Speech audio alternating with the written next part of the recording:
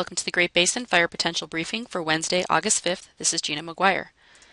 Overnight, we saw thunderstorms develop over northwest and northern Nevada into southern Idaho, and these thunderstorms will continue this morning and will be producing generally very light amounts of precipitation along with gusty winds.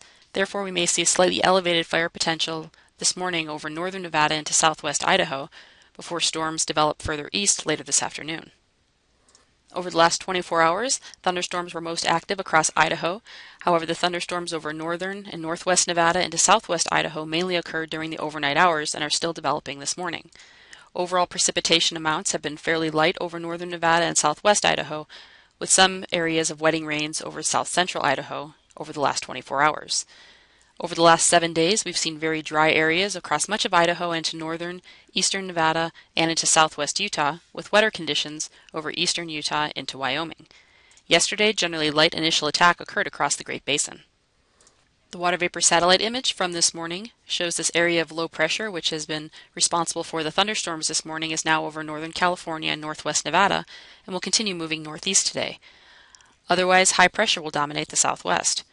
Today, these thunderstorms will allow for increased fuel moisture as rain starts developing, especially over parts of central and southeast Idaho into Wyoming later this afternoon, with generally low fire potential still across Utah due to recent wetting rains we saw a couple of days ago.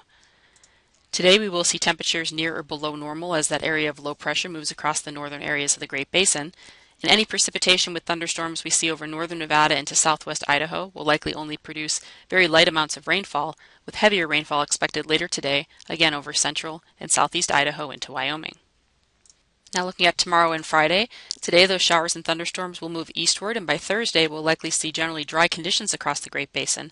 However, we do see another area of low pressure off the California coast which will be approaching on Thursday, and this will allow for some moisture to move in late Thursday and Thursday night into southern and western Nevada and eventually spread northeast with showers and thunderstorms developing over much of the Great Basin.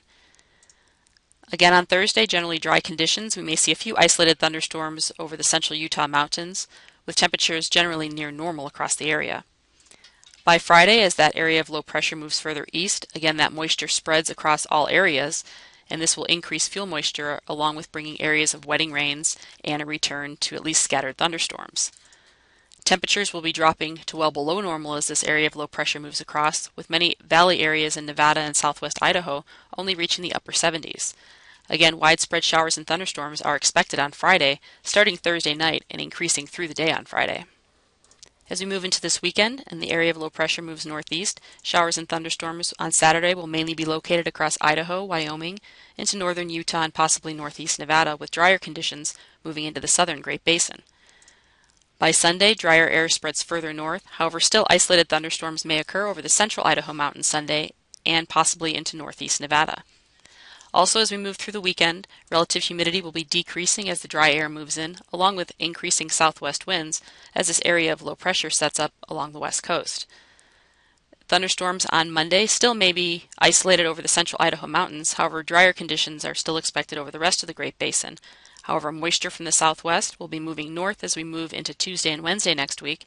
Therefore, we'll likely see a return of showers and thunderstorms, especially across Utah and possibly southern Nevada, as we move into the early to mid portion of next week, with drier and breezy weather further west.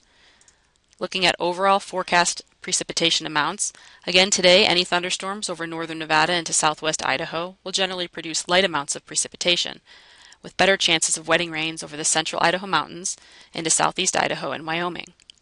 As we move into Friday and that return of moisture surges across the Great Basin, we'll see better chances of wetting rains in all areas as we move from Thursday night through Friday and Saturday.